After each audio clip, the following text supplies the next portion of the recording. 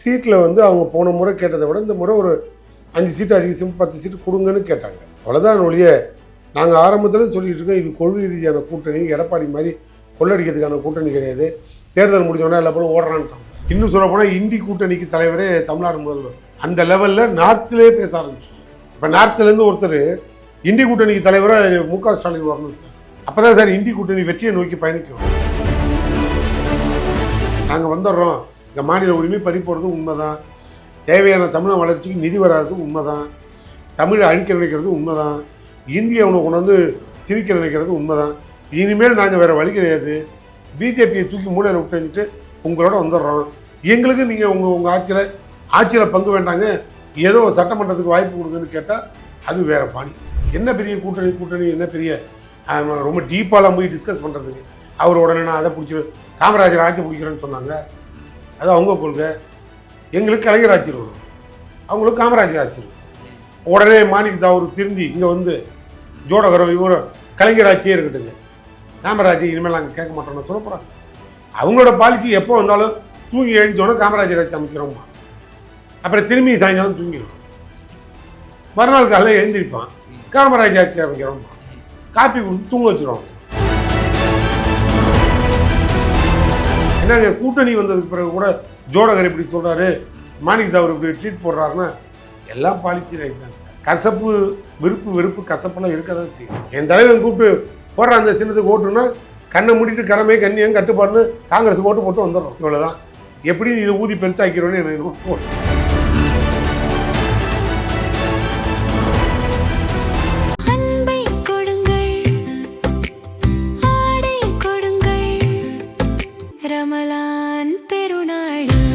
Super Saravana stores.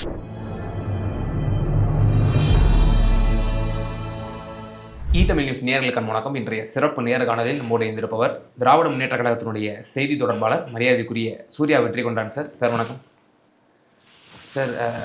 Congress திமுக கூட்டணி இழுபறியில் நீடித்து கொண்டு வந்தது, சீட்டு பகிர்வில் பெரும் தகராறு ஏற்பட்டிருக்கிறது, தாவைக்கா கூடலாம் பேசிகிட்டு இருக்காங்க அப்படின்னு சொல்லப்பட்டு வந்த நிலையில் நேற்று தினம் அதற்கு ஒரு முடிவு வந்திருக்கிறது.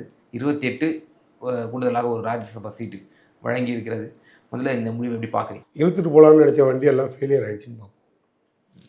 எப்படியாவது அந்த வண்டியை இழுத்து கொண்டு போய் வேறு ஏதாவது ஒரு கம்பெனியில் சேர்க்கலான்னு பார்த்தானுங்க. டோட்டலாக அது எல்லாமே ஃபெயிலியர் ஆகிடுச்சு. இழுபறிங்கிறது எங்களில் இந்த இழுபறியெல்லாம் ஒன்றும் இல்லை சார். அது வந்து சீட்டில் வந்து அவங்க போன முறை கேட்டதை விட இந்த முறை ஒரு 5 சீட்டு அதிகம் 10 சீட்டு கொடுங்கன்னு கேட்டாங்க. அவ்வளோதான் ஒழிய நாங்கள் ஆரம்பத்தில் சொல்லிகிட்டு இருக்கோம், இது கொள்கை ரீதியான கூட்டணி, எடப்பாடி மாதிரி கொள்ளடிக்கிறதுக்கான கூட்டணி கிடையாது. தேர்தல் முடிஞ்சோடனே எல்லா பேரும் ஓடுறான்ட்டாங்க. தேர்தல் வரைக்கும் எல்லாம் கூடுற, அதுக்கப்புறம் எல்லாம் கழிச்சு விட்டு எல்லாம் ஓடிடுங்கட்டார். திமுகவில் அதெல்லாம் கிடையாது சார். இதை வந்து யார் உள்ளே வந்தாலும் கொள்கை ரீதியாக வந்தால் இங்கே பர்மனெண்ட்டு.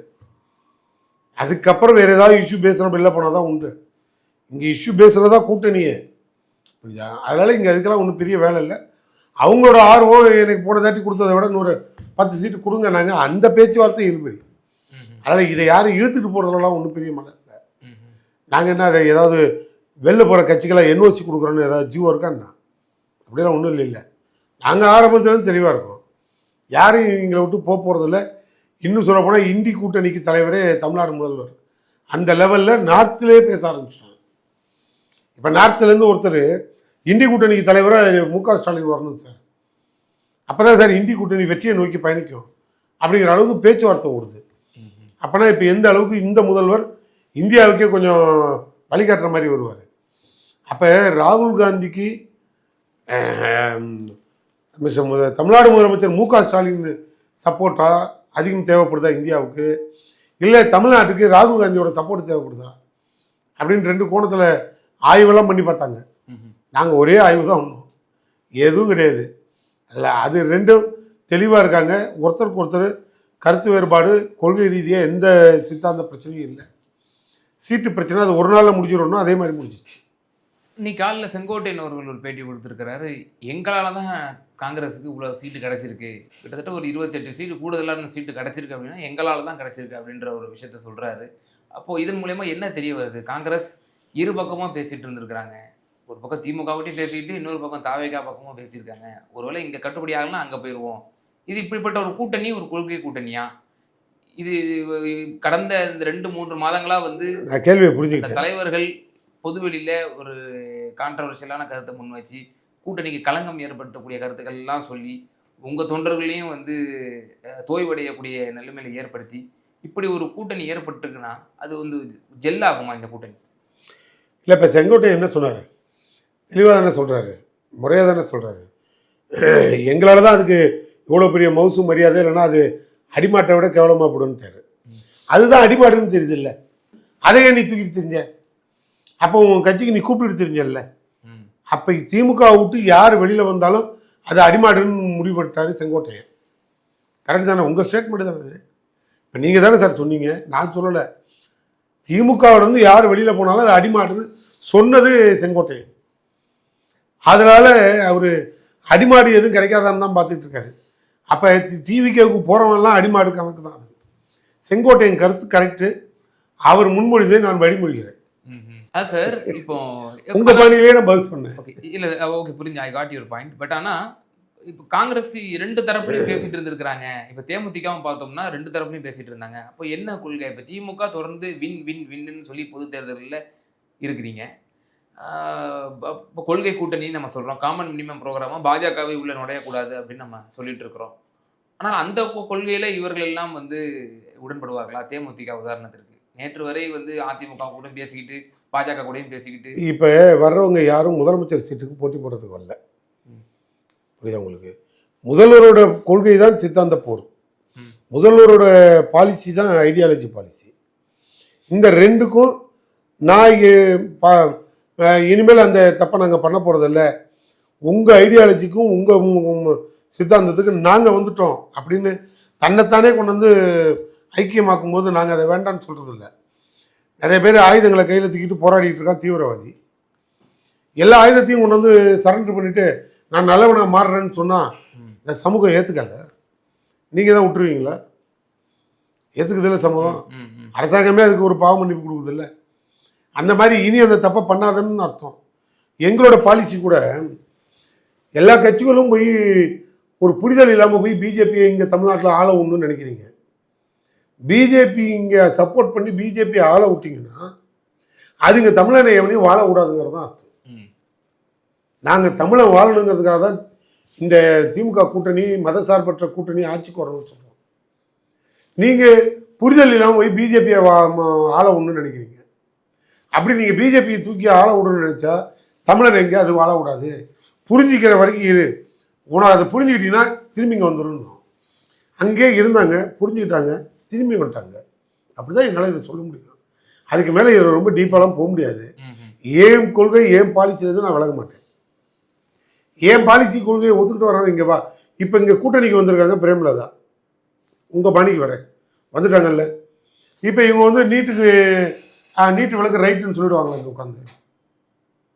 உங்களை கேட்குறேன் சார், நீங்கள் என்ன 4 கேள்வி கேட்குறீங்க, நான் கேட்டால் ஒன்றுக்குமே பதில் சொல்ல மாட்டீங்க. நீங்கள் நானும் கலந்தே பேசுவோம். இப்போ பிரேமலதா இங்கே வந்து நீட்டு விளக்குக்கு வேண்டாங்க நீட்டு கரெக்டுன்னு சொல்லிடுவாங்களாங்க? இல்ல கூட்டணி சொன்னா இங்க இருக்க முடியுமா? கூட்டணியில இருந்து கொண்டே நான் கேட்கறது ஒரு 2 பாஜகவிடம் அவங்களுக்கு கடந்த முறை 2 முறை அவர்கள் 2 பொது தேர்தலில் கூட்டணியில இருந்தாங்க. நீட்டுக்கு அவங்க எதிராகத்தான் வந்து அவங்க நிலைப்பாட்டில் இருந்தாங்க என்பது குறிப்பிடத்தக்க விஷயம். ஆனால் இந்த இப்ப நம்ம திமுக வந்துட்டாங்க. இப்ப நாளில இருந்து பாஜகவோட பாலிசிஸை வந்து அவங்க எதிர்ப்பாங்களா? இப்போ இருமொழி கொள்கையில அவங்க உறுதியா இருப்பாங்களா? மற்ற விஷயங்கள்லாம் இப்ப அதெல்லாம் ஏத்துக்கிட்டு இருக்கணுங்கிறதுனாலதான் இந்த பாலிசிக்கு வந்தது. எங்ககிட்ட வர்ற ஆளு நாங்கள் சீட்டுக்கு வராங்கன்னு கூட அண்டர் எஸ்டிமேட்லாம் போக விரும்பலை. எங்களோட கொள்கைக்கு ஆறுதலாக எங்கள் கொள்கை தான் இனி தமிழ்நாட்டுக்கு தேவைப்படுதுங்கிற ஏற்புடையோடு இங்கே வராங்க. அந்த ஏற்புத்தன்மை இருந்தால் போருங்கிறதான் எங்கள் பாலிசி. நான் இதுதான் முன்னால் சொன்னேன். தீவிரவாதியெல்லாம் ஆயுதத்தோடு போராடுறான், சரண்டர் பண்ணிட்டான், நல்லவங்கிறான், அதனால் வா இனி சமுதாயத்தில் நல்லா இருன்னு சொல்லுவோம். அவ்வளோதான். அதுக்காக நான் எங்கள்கிட்ட வர்றவன தீவிரவாதி நான் கோடிட்டு காட்டுறேன், நீங்களா ஜட்ஜ் பண்ணிடாதீங்க. நான் அப்படி எடுத்துக்கக்கூடாது. நான் ஒரு உதாரணத்துக்கு சொன்னேன். நீங்கள் வந்து கொள்கை பாலிசி இது என்ன கொள்கை கூட்டணியான்னு கேட்டதுக்காக நான் சொல்கிறேன். அது ஒரு போர் தான். அதில் இவங்கெல்லாம் அதில் ஒரு ஆயுதம் தான். புரியுதா? இல்லை இவங்களையும் ஏற்று தான் நாங்கள் போராடணும். நான் மாற்றலாம் பேசுகிறியே, மாற்றி பேசுகிறியே, இவங்களையும் எதிர்த்து தான் போராடணும். ஆனால் இப்போ அவங்க வந்து இல்லைங்க உங்களோட பாலிசி தான் கரெக்டு, உங்கள் கொள்கை தான் ரைட்டு, நாங்கள் வந்துடுறோம், இங்கே மாநில உரிமை பறி போகிறது உண்மை தான், தேவையான தமிழ் வளர்ச்சிக்கு நிதி வராது உண்மை தான், தமிழை அழிக்க நினைக்கிறது உண்மை தான், இந்தியை அவனை கொண்டாந்து திணிக்க நினைக்கிறது உண்மை தான், இனிமேல் நாங்கள் வேறு வழி கிடையாது, பிஜேபியை தூக்கி மூலையில் விட்டு வச்சுட்டு உங்களோட வந்துடுறோம், எங்களுக்கு நீங்கள் உங்கள் ஆட்சியில் பங்கு வேண்டாங்க, ஏதோ சட்டமன்றத்துக்கு வாய்ப்பு கொடுங்கன்னு கேட்டால் அது வேறு பாணி. அப்படி தான் இதை எடுத்துக்கணும். நீங்கள் சுற்றி வளைச்சி எங்கே போனாலும் விட இங்கே தான் வரும். எங்களை மாதிரி ஆள்கிட்ட வந்து இதுதான் பதிலாக வரும். வேற நாங்கள் ஒன்றும் அதில் ஒன்றும் பெருசுப்படுத்த முடியாது. இந்த கூட்டணி ஒப்பந்தம் ஆன பிறகு காங்கிரஸில் இருவேறு கருத்துக்கள் பொது வெளியில் முன்வைக்கப்படுது. சிதம்பரம் அவர்கள் இந்த உடன்பாடு எட்டியது பெரும் மகிழ்ச்சி அப்படின்ற மாதிரி ஒரு மகிழ்ச்சியான கருத்துக்களை வந்து பொது வெளியில் அப்படி முன்வைக்கிறாரு.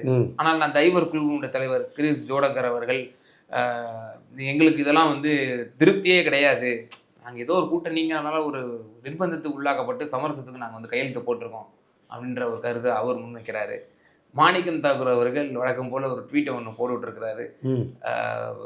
ஒரு ஒரு ஒரு ஒரு சித்திரத்தை அவர் வந்து ட்வீட்டாக போட்டிருக்கிறாரு. நிச்சயமாக இன்றைக்கி இல்லைனாலும் ஒன் டே அப்படின்ற மாதிரி ஒரு சின்ன பையன் ஒரு கையில் ஒரு சின்ன பொம்மை வச்சுருக்கிற மாதிரி வெளியே வந்து BMW கார் இருக்குது, அதை நிச்சயமாக நம்ம வந்து ஒரு நாள் நம்ம பெறுவோம் அப்படின்ற மாதிரி அவர் வந்து அந்த போட்டிருக்காரு ட்வீட்டு. இப்போ இருவேறு கருத்துக்கள் இப்படி அப்பட்டமாக தெரிய வருது காங்கிரஸில். இது திமுக கூட்டணிக்கு ஒரு ஆரோக்கியமான ஒரு விவகாரமாக பார்க்கப்படுமா? அவங்க எப்பயுமே இருவேறு கருத்துடையவர்கள் தான். நீங்கள் ஏன் தப்பாக புரிஞ்சுக்கிறீங்க? எல்லாரும் வர்றவங்க எல்லாம் திமுகவுக்கு வந்து கச்சை கழிச்சிட்டு திமுகவில் வந்து சேர்றேன்னா வர்றாங்க. உங்களை கேட்குறேன், கூட்டணிக்கு வர்றவங்கெல்லாம் எங்களுக்கு வந்து விருந்தாளிகள் தான், புரியுதா உங்களுக்கு? அதனால் அவங்கெல்லாம் வந்து இங்கே கட்சிக்கு உரிமையாளி கிடையாது, இல்லை எங்களுக்கு உடையவர்கள் கிடையாது.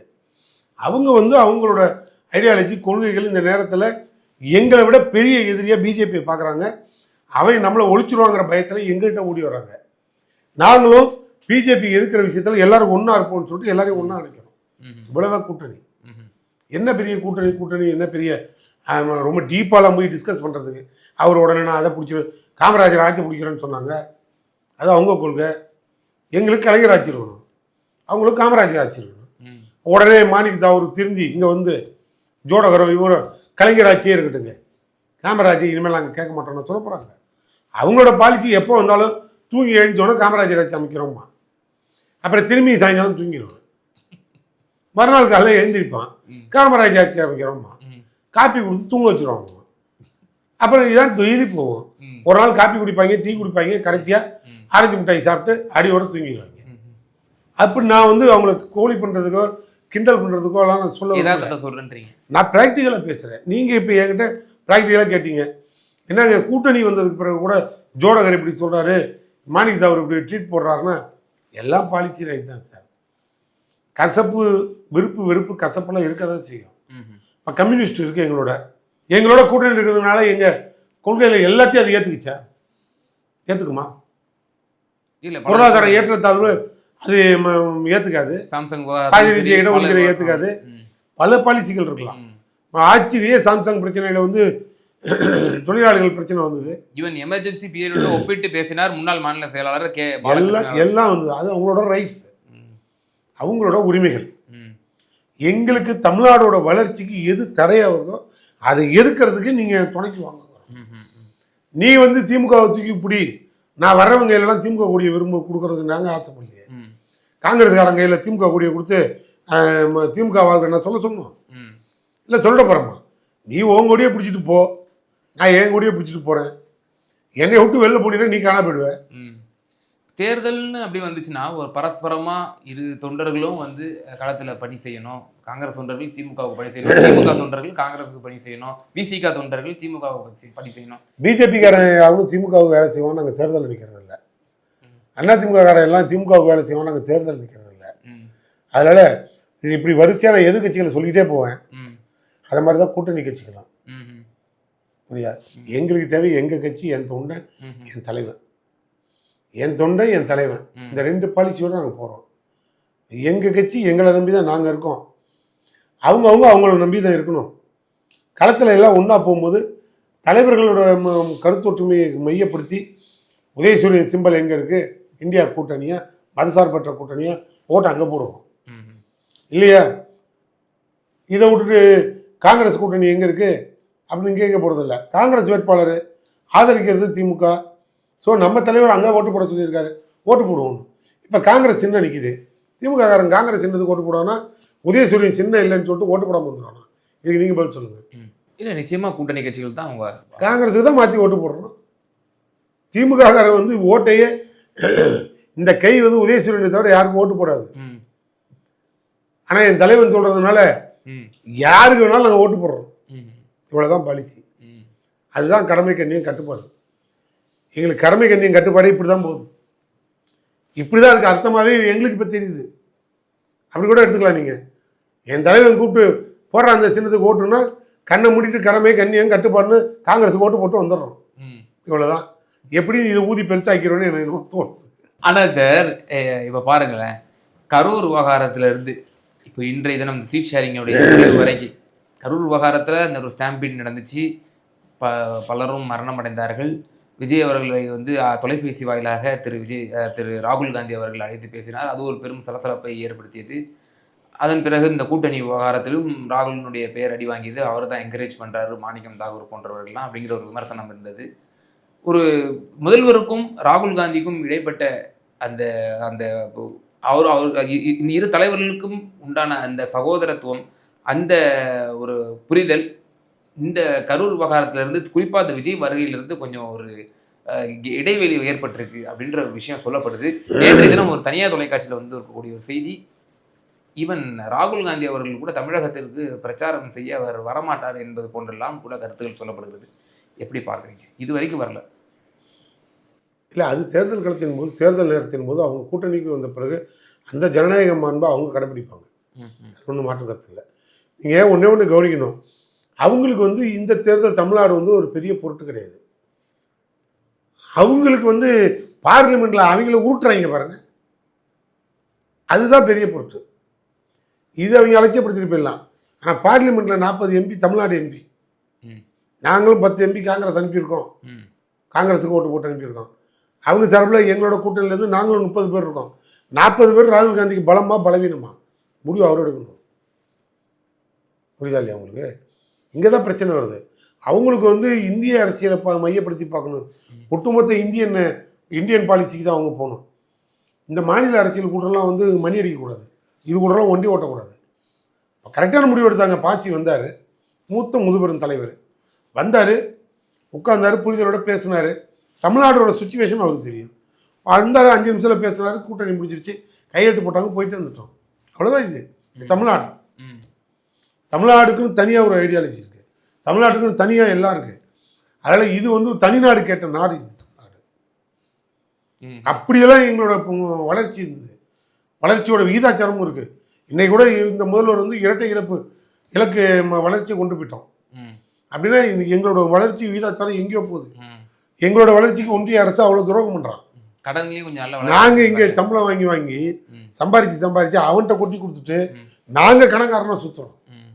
கடன்லையும் நல்ல வளர்ச்சி இருக்குன்றாங்களே தமிழ்நாட்டில். ஒன்றும் தவறு கிடையாது, 10 லட்சம் கோடி வரைக்கும் போயிடுச்சு. தவறு கிடையாது.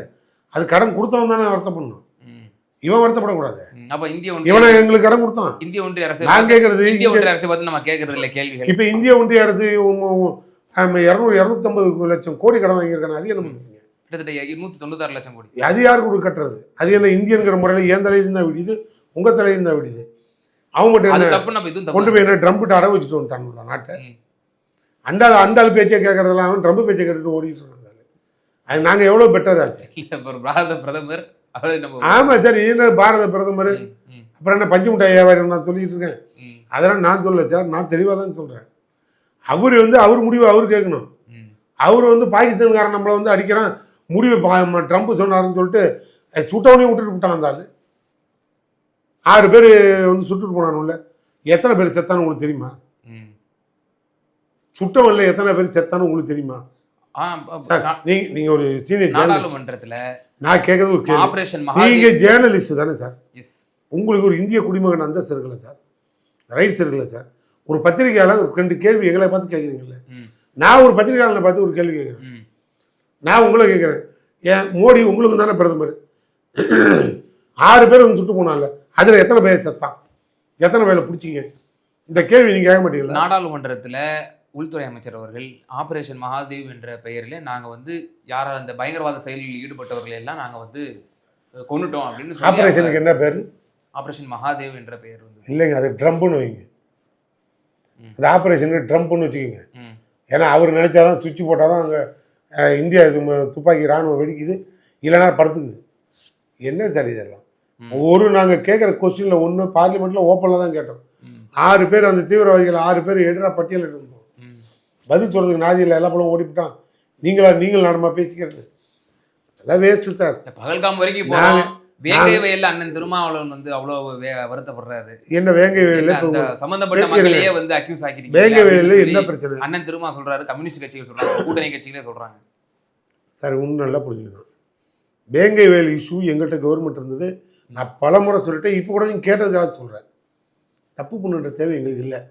ஒரு நடந்து அடுத்து ஒரு 2 மணி நேரத்தில் அங்கே இருக்க ஒரு 2 ஏட்டையை கூப்பிட்டு எவனையா 2 அக்யூஸ்டை கூப்பிட்டு நான் தான் கலந்து எழுதி வாங்கிட்டு கேஸை க்ளோஸ் பண்ணியிருந்தா என்ன பண்ணியிருப்பீங்க? நீங்கள் பண்ண முடியாதா?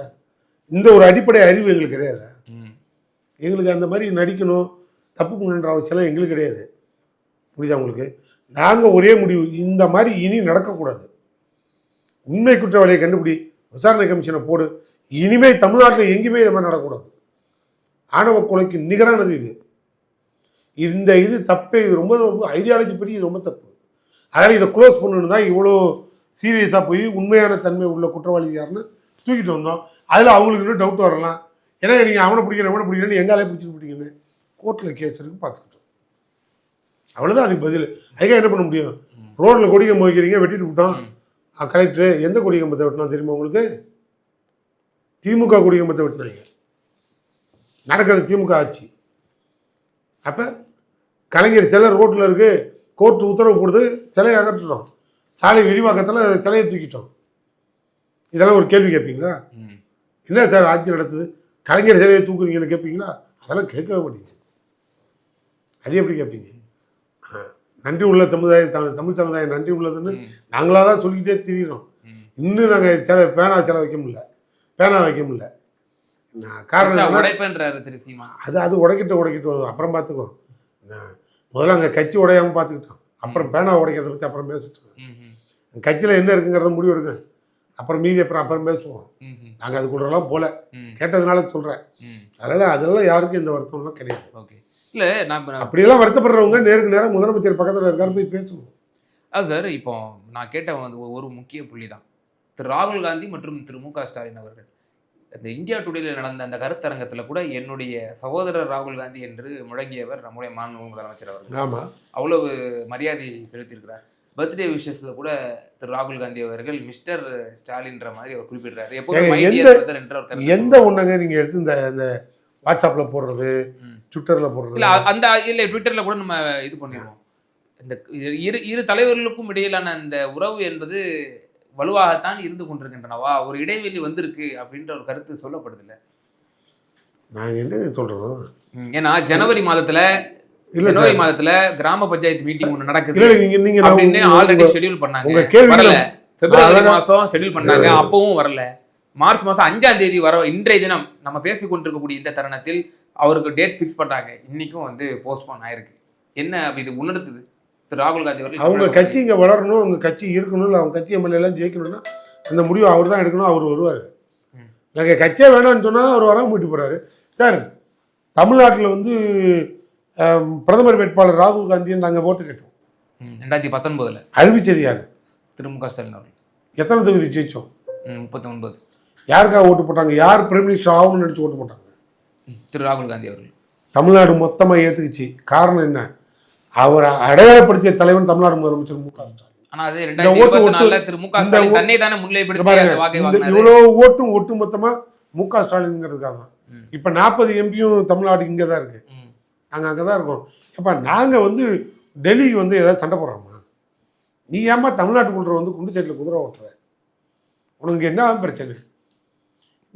நீ ஒழுங்காக டீசெண்டாக வந்தீங்கன்னா ஒரு 10-20 எம்எல்ஏ பிடிச்சிட்டு போகலாம், ஒரு 10-20 எம்பியை பிடிச்சிட்டு போகலாம். அதெல்லாம் விட்டுட்டு இங்கே வந்து நீ என்ன பண்ண போகிற? தனியாக என்ன குச்சி மிட்டாயில் ஐஸ்கிரீம் குச்சி மிட்டாய் வாங்கி சாப்பிட்டுக்கிட்டு இருக்காங்களா? குச்சி மிட்டாயும் ஐஸ்கிரீம் தான் திங்கலாம், ஒன்றும் பண்ண முடியாது.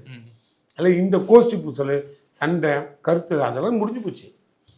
இனிமேல் வேலை இல்லை. அவர் இனிமேல் வருவார், ஓட்டு கேட்பாரு, போவார். நிச்சயமா சார். சமகால அரசியல் சூழ்நிலை குறித்து ரொம்ப தெளிவாக எங்கள் நேரலுக்கு உங்களோட கருத்துக்களை பகிர்ந்தீங்க. ரொம்ப நன்றி. நன்றி சார். அன்பை கொடுங்கள், ஆடை கொடுங்கள், ரமலான் பெருநாள். Super Saravana stores.